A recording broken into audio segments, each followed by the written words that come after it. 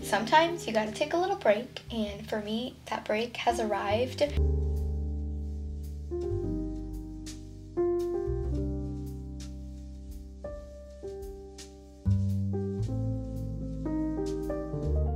Right now, it's here, and I need to listen to my thoughts and listen to how I'm feeling so I don't get extremely burnt out and I don't force myself to continue and dread the artist's way. I have been working my way through the artist's way each week for a few months now. I should be on week 8 right now of this book, a little over halfway, but this week I am not going to be going through the artist's way. I'm taking a break. I've been filming my progress each week and sharing my thoughts and how I'm feeling and the activities that I've been creatively pursuing.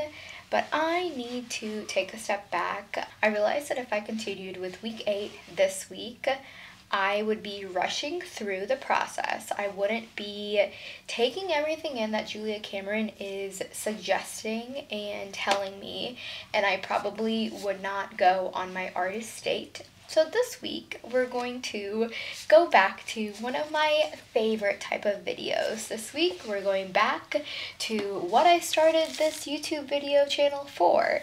And we are going to have a very lovely fall week of doing fall activities and turn this into a reading vlog. And in this video, I will be reading Olivie Blake's latest release. It is Girl Dinner. It's reminding me of Bunny by Mona Awad. I'm not very far at all. I'm on page 38, but I'm interested. My history with Olivie Blake is a little on the fence, but I know she has potential. I read The Atlas 6 a few years ago, and I did not like it at all. But a few months ago, in September, I read One for My Enemy, and I absolutely loved that book.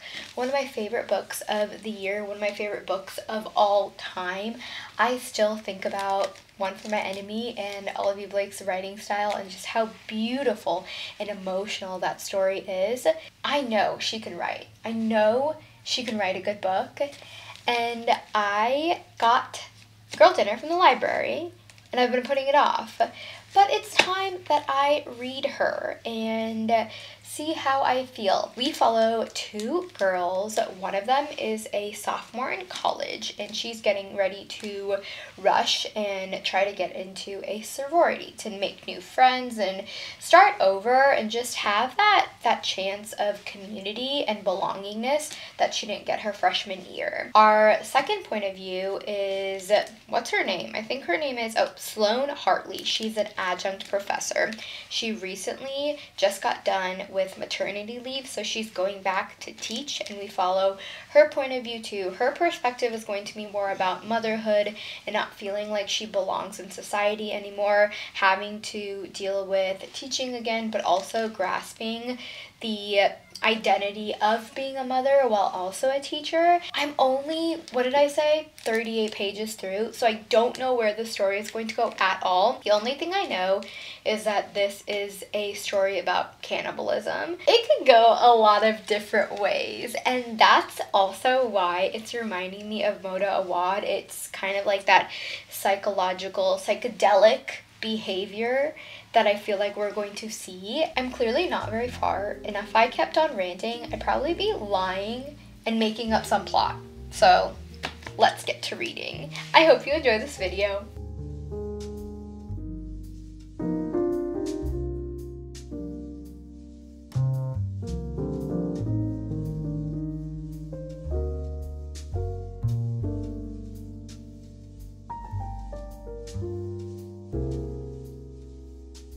I know this isn't an Artist Way video, but last week, during week 7 of the Artist Way, I was tasked with getting myself either a candle, doing something or getting something that would smell really good and add some scent to my home, I ended up making minestrone soup. It ended up tasting delicious. It was also very easy to make, and that got me to feel so inspired. Making food, whether that be baking or cooking, it's definitely a type of creative activity, and you could look at it as being art. And I told myself that I was going to cook more at home, and I decided that I'm going to go out, get some ingredients, and cook one fun thing a week. And today, for dinner tonight, we are going to be making some creamy tortellini soup. I got this recipe from New York Times Cooking. Store-bought cheese-filled tortellini are immersed in an extra creamy tomato broth alongside Italian sausage and Tuscan kale, creating a hearty and comforting soup that comes together in 30 minutes. It's gonna be really quick, easy, and probably very delicious. So I'm gonna figure out what ingredients I need. We're gonna go to the store and make some creamy tortellini soup. Thank you, Dan Pelosi.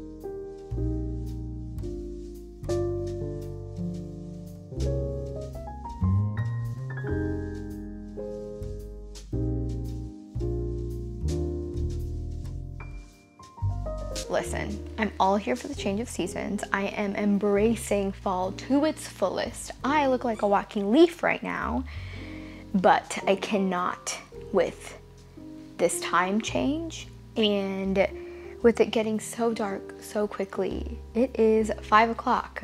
I never turn the overhead lights on, ever. But here I am. This is what it has come to.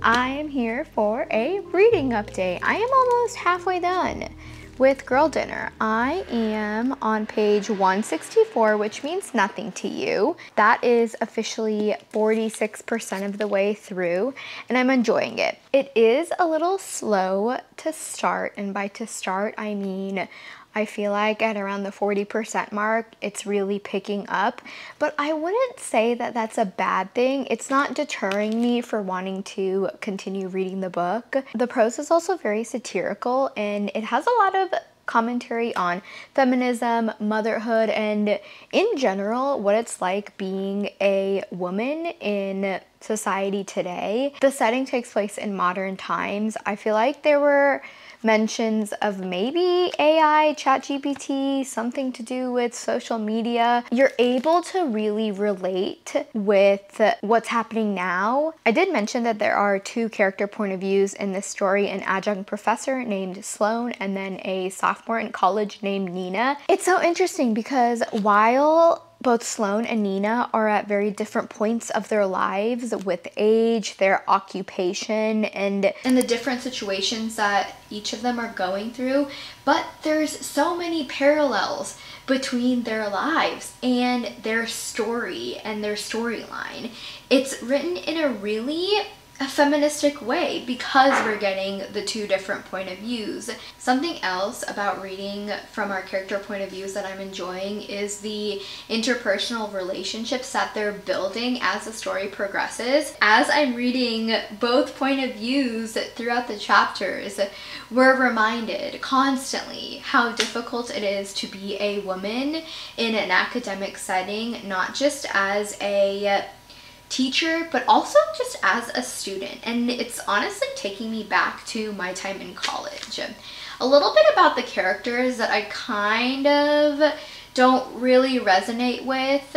Nina, the sophomore in college, she is actually South Asian, which I love that there's representation in this story. And we also meet Nina's twin sister. However, I do wish that Olivie Blake dove into the South Asian culture a little bit more. I feel like when she's describing Nina, it's a little bit surface level, and as a South Asian, there's more context that probably could be provided and elevated the story a little bit more. The only thing we know about Nina is that she has a twin sister, she's South Asian, and we briefly talk about the culture of being a South Asian and what it's like to join a sorority. And that time might be very different from mine. I graduated college in 2015. I can't really relate to her in that sense. I did have best friends and friends in sororities, and we still had a wonderful time. I don't regret my college experience at all. I wish that Olivie Blake would have shared more context on what it's like in general to be a South Asian in a sorority or a school where there aren't a lot of people like you. I think that there was opportunity to add so much more racial context to the story. Going to the teacher, I believe Sloane is in her 30s and she just got off of maternity leave. So she's going back to teach, and her husband is an absolute shitty human being. And whenever Sloane talks about her husband, it makes me so mad. She needs to ditch him. She needs to cut him to the curb. She has an almost 10-month-old, and to me, I can't relate to that personally at all because I am not a mother. I do not plan on being a mother. I have realized that I don't necessarily care to read stories about mothers, and I'm trying to say that in a very respectable way. While this story does talk about the difficulties of being a mother, it's not perfect, and I love that we're diving deep into that aspect of motherhood. And it reminds me a little bit of Night Bitch by Rachel Yoder, which was one of my favorite books of all time. I wish that there were more stories about 30-year-olds who actively choose not to have children, because that's the stage that I am at in my life right now. Basically, this book is helping me realize that I want to read more stories about women in their 30s who don't have kids and are not planning to, and just kind of see how they navigate their lives and where the story can progress through that. I am not saying that I 100% never want to read a story about a mother going through what Sloane is going through, because I can't even imagine, and motherhood is absolutely beautiful. If you want to be a mother, you deserve to be a mother, and I hope those who do get that chance. But what about the other side? What about those who don't necessarily want to? Where are our stories? And no, I'm almost halfway through and we haven't hit any cannibalism. We'll get there, I'm sure. I've heard the second half goes by so fast, and I'm glad because I actually need to read this book in 2 days. Today is Wednesday and I have to finish this book because it's due on Friday. The rest of the evening I will be getting a chunk of this book done because it's due in 2 days. Also, who is she? Where am I? Where is Shuba? I made creamy tortellini soup yesterday, and my team is having a cookies and cocktail party tomorrow, so I need to bake cookies. They're store-bought cookies. They're the Take and Bakes by Pillsbury, but they're so good, and I don't want any judgment. I don't want any judgment from any of you at all because they're still delicious. I'm just saying, they're so good and so easy to make. I don't have to do anything. I'm doing it because I have to read. Priorities. Multitasking.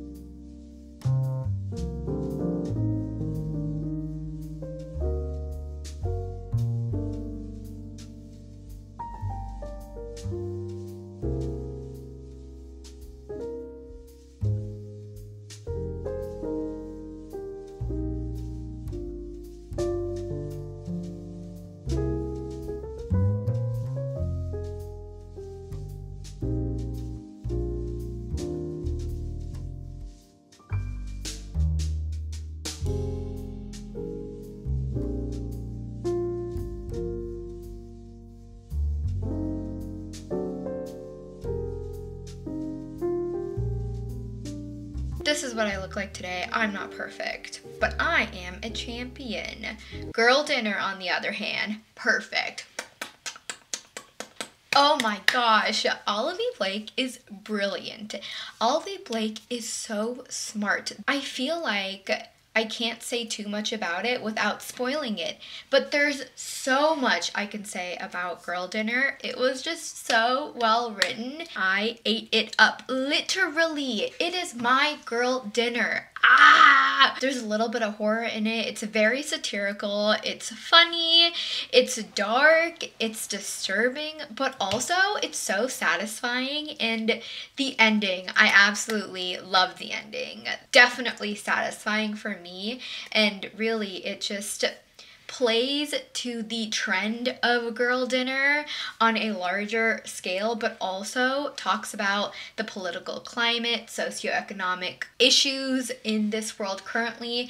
And normally, I have to say, when I'm reading a book and if it takes place in present day and it mentions social media such as like TikTok and Instagram and technology that we deal with on a daily basis, it can take me out of the story, and I don't always love that. However, in this book, I loved it. It added to the story without taking myself out of the book. I did end up listening to both the audiobook while I was reading the book physically. I don't have it with me anymore. I gave it to Mark so he could drop it off at the library since it's due today, and I finished it today. I know. So satisfying, right? It is a 5-star read for me, and Olivie Blake is now an adobe author for me. I will read whatever she writes. If you haven't had a chance to read it yet, I hope this can be your sign to pick it up. It is a little slow, but just bear with me. Just read through it. Trust the process because it will be very delicious. Do you like my puns on Girl Dinner? I need to end this video so we can get back to our regular scheduled programming of The Artist's Way. Next video will be focusing on week 8 of The Artist's Way.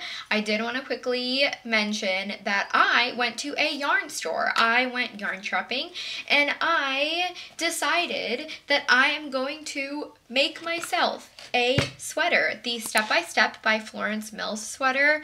Funny because before I walked into the yarn store, and I'm trying to support local, it's such a cute yarn store. It was so cute and they were so helpful. I thought to myself, it's probably going to be cheaper for me to make myself a sweater than it is to buy a sweater, and sadly I'm not correct.